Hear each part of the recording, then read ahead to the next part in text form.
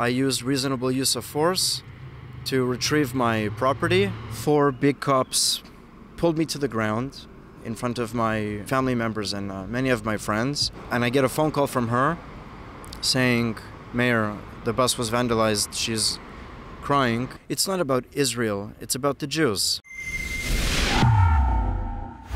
David Menzies for Rebel News here in Thornhill, Ontario. And folks, I'm standing outside the Beth Avram Yosef of Toronto congregation.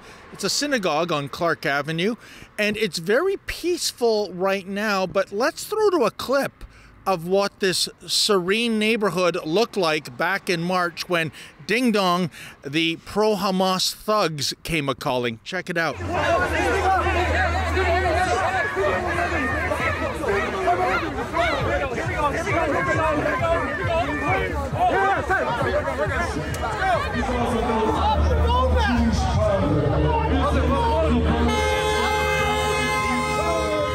Go to the other side! No, we're not in Gaza. We're not under Sharia law, sir. Other side! They have every right to protest. They could do it at a peaceful place like City Hall, but not in front of a synagogue.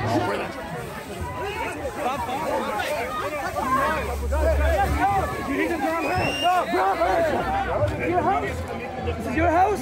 House is down there. What's your house? Yeah, no, it's my house. Okay, so what's not her house?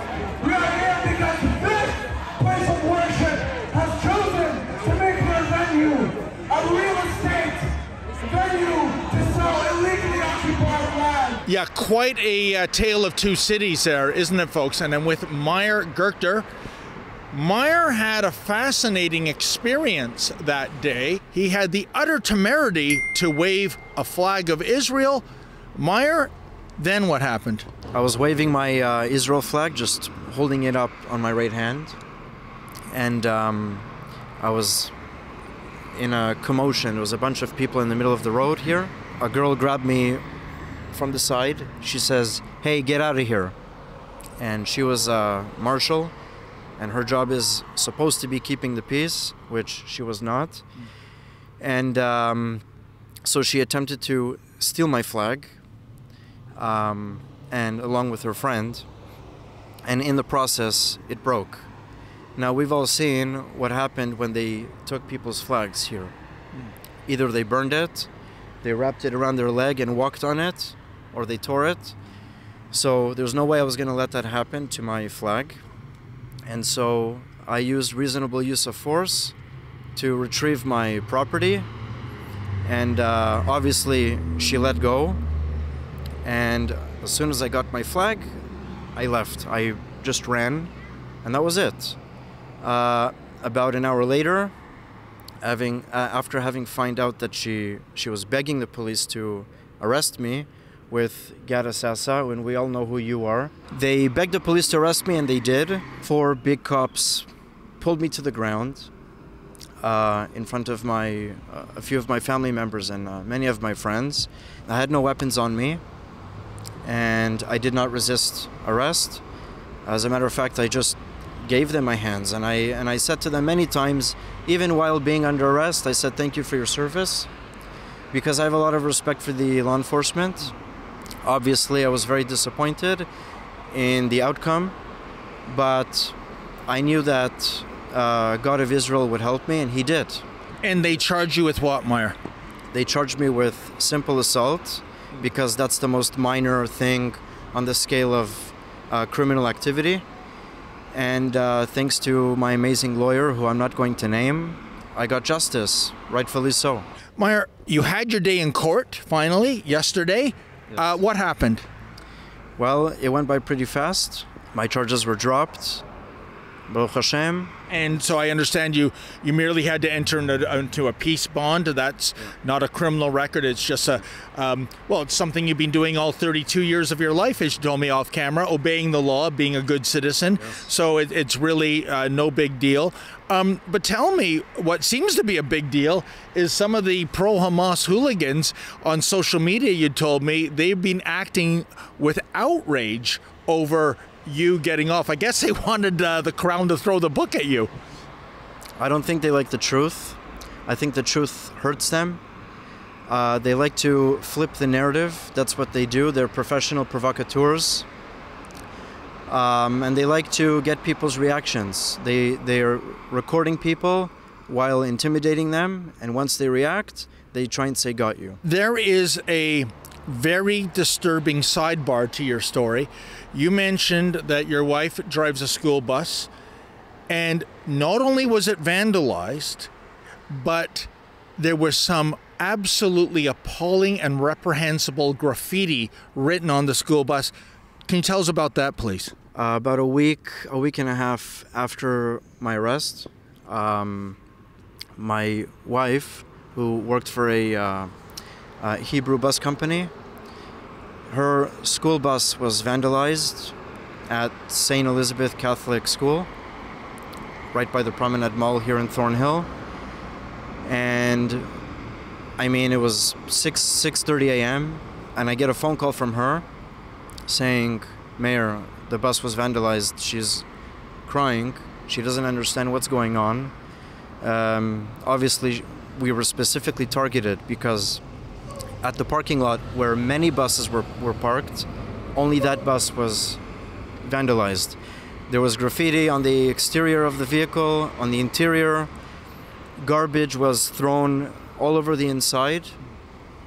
And I think the lowest, most disgusting thing about these bastard cowards are that they dare to say things about my children. My child is black. She's a sweet girl. She's only 10 years old. And they say the N-word with spray on the seat. They actually sprayed the N-word on the bus. Yeah. Unbelievable. Among other things, I have a 3-year-old little girl where they called her a faggot, and on the driver's seat where my wife sat, you know, they called her terrible things. I don't even want to say what, but I believe in karma. You know, this is absolutely incredible because they're using racial slurs, they're using homophobic slurs, and yet what we see in campuses all over North America, the left is in bed with the Islamists.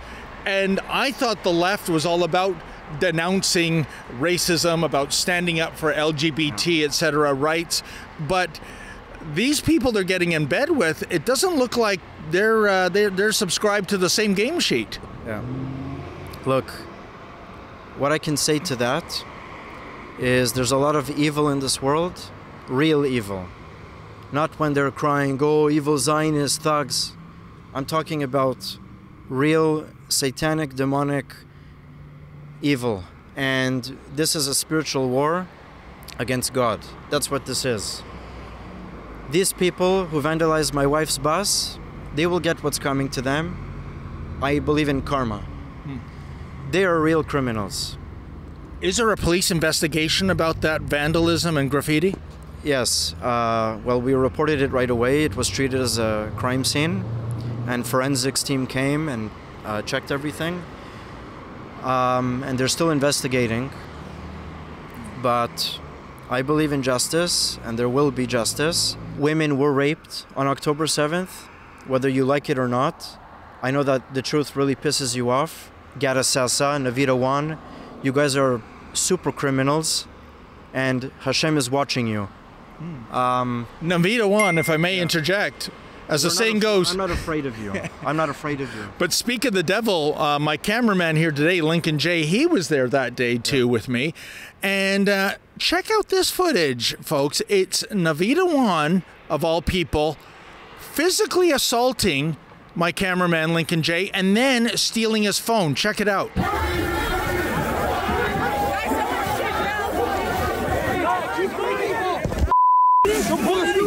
Grab my phone, man. What the fuck? Then put your phone away. Go away. We're gonna hit you. Go away. I swear to God, get the fuck out of here. Wallahi, just get out of here. Journalist. Hey, watch your hands, bud. Hey, just watch your hands. Yeah, so, and you know, it's amazing because I'm almost of the opinion Navita Wan seems to have such sway with the police services. It's almost as though he's ordering them around, and yet he's one of the hooligans, and we caught him dead to rights on camera. Final thoughts in terms of I think what's going to be, Meyer, a long, hot summer of demonstrations, illegal occupations, vandalism, assault by the pro-Hamas types. What do you think is going to happen? What has to happen by our politicians and law enforcement to nip this in the bud? Leave us alone. We're just peaceful people. And again, Jews don't come from Poland. We don't come from Europe. We come from Judea. You know very well we're from the Middle East. And we come from all walks of life and all kinds of different skin color. We come from Iraq, Morocco. Give some respect to your fellow cousins. Stop whining and complaining and harassing people in the schools. That's it. Thank you so much, Meyer, and you stay safe, my friend. Thank you very much. You know what, folks? We have seen in the streets of our great Dominion unbelievable attitudes by the pro-Hamas types, chanting genocide, if you can believe it. And you know, some of these people, they're not even Canadian citizens. Some of them are foreign students. And if that's the case, you know what? Time to pack your bags and go. Please go to our website, deporthamas.com. That's deporthamas.com. Add your name to the petition, and if you're able to, kindly make a donation so Rebel News can continue to bring you the other side of the story.